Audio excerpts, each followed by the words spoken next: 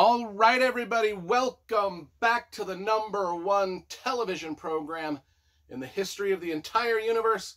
I am Brian Lee Durfee, author of The Forgetting Moon, The Blackest Heart, and The Lonesome Crown, all three books published by Simon & Schuster's Saga Press. Today I'm going to be reviewing Sleeping Beauties by Stephen King and Owen King. And I'm going to tell you, this is one of my favorite reads so far of the year. I just absolutely enjoyed the ever-living heck out of this book. So let's talk about it. Now, if you followed my channel for any length of time, you know I've been reading and reviewing all of the Stephen King novels in order of publication. For the last 3 years, we are to Sleeping Beauties. So we're nearing the end. There's only a handful of books left, and we will have completed the entire project. And I have loved every minute of it. Stephen King's my favorite writer. And, you know, this one he collaborated with his son, Owen King. I believe this is Stephen King's best collaboration. Now, he's collaborated on a handful of other projects like the Gwyndy's Button Box, which I reviewed not long ago, or The Talisman by Peter Straub. I'm telling you, this one I enjoyed the most of all the collaborations Stephen King has done. So, we'll get into that. Let's talk about the covers first, because you know I love graphic design and cover illustration. We've got the hardcover version here that I bought when it first came out, and we've got a paperback version here, and normally there's a difference. Normally there's differences between the hardcover versions, and they change it up for the paperback versions. But with this one, they just did the same thing, and I like it. This is one of my favorite Stephen King covers. I love the illustration here that's sort of floating behind the typeface and the font. I love that illustration, done by someone named Federico Beber, I think, is the illustrator. It's just really cool. It's just one of my favorite Stephen King covers all the way around. And on the paperback, we got a picture of the two authors there, Stephen King and his son. And then also in the paperback version, there's also an afterword where there's the Stephen King and his son talk about why they wrote this book and why they collaborated together on it. So we will, actually I'm going to hold the paperback version up. So I also listened to the entire audible.com version of this book. Took me about a month. I was listening to about an hour or 2 hours a day as I take my morning walks. I listen to books on Audible. And this month I was listening to Sleeping Beauties the entire time. And the narrator is Marin Ireland, who also narrated one of the Gwyndy's Button Box books for Stephen King. And did a great job. An entertaining book. Now, this book came about through a conversation Stephen King had with his son Owen around the dinner table, where they were just tossing ideas out. And Owen King said, well, what about a story if all the women in the world fell asleep? What would the men do? How would they react? What would go on? And they're like, oh, Stephen King was like, oh, that's a pretty decent idea. You should write a story about that. And so then they started to collaborate on this screenplay. They were going to make it into a movie. But then they were just like, the screenplay started to get so big, they just turned it into a novel. And it is a cool idea. The basic story takes place mostly in a prison, and we're going to get to that in a minute. Takes place mostly in a prison, and you know I love prison. You know I love when Stephen King does prison novels. The Green Mile, Shawshank Redemption. This is another one of his great prison novels. But what would happen if all the women in the world just started to slowly fall asleep? Not only did they slowly fall asleep, but there's like a mysterious pandemic-like, kind of like Stephen King's The Stand.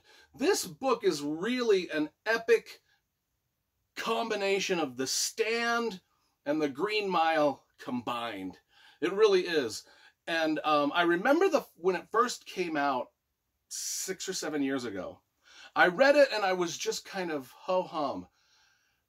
This is the second time I've read this, and I'm telling you, the second time was the charm, because I absolutely fell in love with this book the second reading through. Because I'm like, this is epic. This is epic. This is a good 800-page novel. This is approaching the word count of like It, or The Stand, or Under the Dome. It's bigger than stuff like Needful Things, or even The Talisman. I mean, this is a big, epic Stephen King novel. And I love big, epic Stephen King novels. So I was rereading it or re-listening to it. I was trying to be like, well, why when I first read this, when it first came out, was I just kind of like shrugging my shoulders? But yet on the second read, I'm like so into it. And I think it is because this really harkens back to those big epic novels that Stephen King wrote in the 80s. And even, well, you know, just big epic Stephen King novels, right? I mean, so the women fall asleep. A pandemic, kind of like The Stand, is sweeping across the world. These women fall, not only do they fall asleep, but it's kind of like this disease kind of causes these growths on them. And it's more of like a cocoon-like growth, like a cotton candy looking, spider webbish looking gauze that they're shrouded in. And it's creepy and crawly, and if you tear it open or cut into it, it's just very weird. So what a cool premise. And then what do the men do that are left with no women? Okay, so let's get into the meat of the story, which a lot of characters. And this is another reason I started to really appreciate this book is, you know how The Stand had just a big cast. Under the Dome had just a big cast. It had a big cast. Sleeping Beauties has a great cast of characters. And there's all sorts of characters.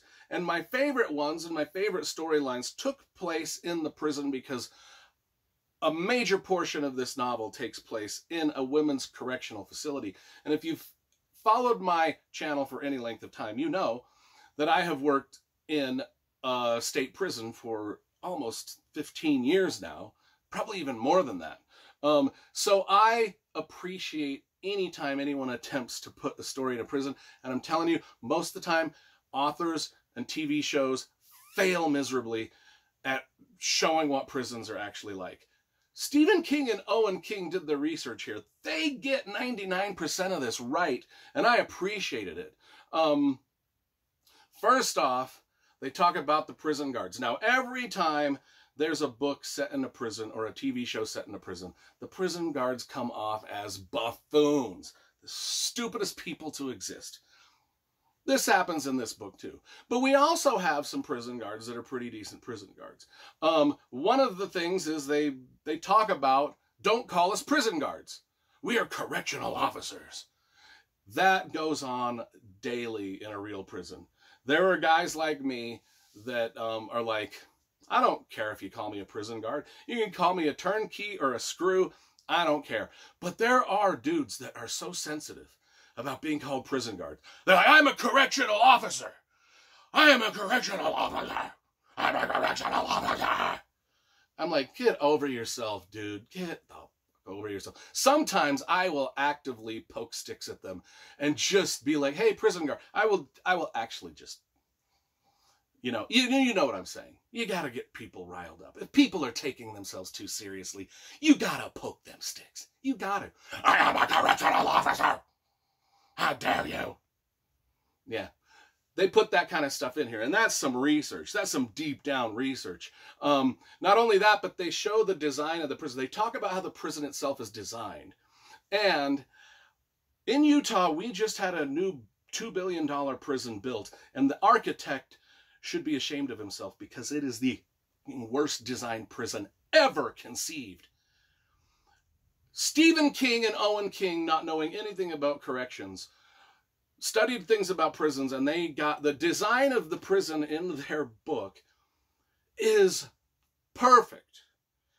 It's what ours should have been. It's just, and I can't go into the details of that, but it's safer, it's designed the way prisons should be designed. And I appreciated the fact that Stephen King and Owen King knew what they were talking about when it came to prison design. They should have been the architects of the new Utah State Prison, not the stupid that did it. Oh my gosh, don't get me started. Okay, so, and then the interaction between the prisoners, the female prisoners and the guards, the interactions that take place, the way that the mental health unit is run in this and how they treat the mental health patients and stuff. It's absolutely researched, done well. Everything rings true to me as a prison guard. This, if you want to read a great book about how prisons really work and how they function and how inmates and officers or guards or turnkeys even, if you want to get a sense of how they really interact, this is a great starting point. These guys did a good job of capturing that. Now, I've got to give credit to Stephen King. The Green Mile, he made the prison guards, some of them look pretty noble and stuff like that. In the Shawshank Redemption, they were all just villains, but that's fine. Still one of my favorite stories ever. Okay, so let's get into Sleeping Beauties. These women, this cast of women, they all start falling asleep one at a time and getting wrapped up in this spider-like web of cotton candy cocoon stuff. Now, they're trying to wake up. If you try to wake them, there's a very feral and spectacularly violent response that will happen. I won't get into that because it's kind of spoilery. Now, whilst these women are asleep, they are going to another, it's called the other place. That's where they go. This other place is actually, well, is it or is it not actually a better place? Eve Black is the main character. There's so many characters, I'm not going to name probably any of them. But Eve Black, she is someone who is immune to this medical anomaly that is causing women to sleep and fall under this cocoon thing. Now, why is this? Is she a demon? Is she cursed? Should she be slain? This is what happens when weird stuff happens. Like, you know, just remember when we were in our own recent thing. We had our own pandemic that shall not be named. Just remember what happened when all the conspiracies, all the way people were behaving, the way people started to treat each other. This book was written before our own sort of worldwide catastrophe. And they kind of, Stephen King and Owen King really sort of capture that paranoia that comes with it, that anxiousness, that anxiety. What, you know, when people are in the hospital for great lengths of time and we don't know what's going to happen and how the survivors respond and what are they going to do? What is this new world going to look like without women? And so then we get the men that are left behind. They're abandoned to their own devices, and that's not going to go good. That's not going to go good. They're left to their own primal urges. And there's a big cast of these characters. In fact, they've got a cast listing of characters at the beginning of the book, which is about 3 or 4 pages long. But it's always good to refer to the cast list, kind of like Under the Dome had that too. But anyway, so these men, they start dividing up into warrior-like tribes, and it just becomes like this. It's a cool combination of the Green Mile and the Stand with a post-apocalyptical pandemic. I don't know, you know, and it's just an adventure story. Very creepy, crawly horror story with this situation that they've set up. That's about all I'm going to say about it. I absolutely love this book. It's become one of my favorite Stephen King books that I've read recently. And it's going to shoot probably into the top 20 of my favorites. And so I am giving the Sleeping Beauties, and I know this will be controversial because I've looked at reviews online. This is not one of King's most popular books, but I myself am giving it a 10 out of 10.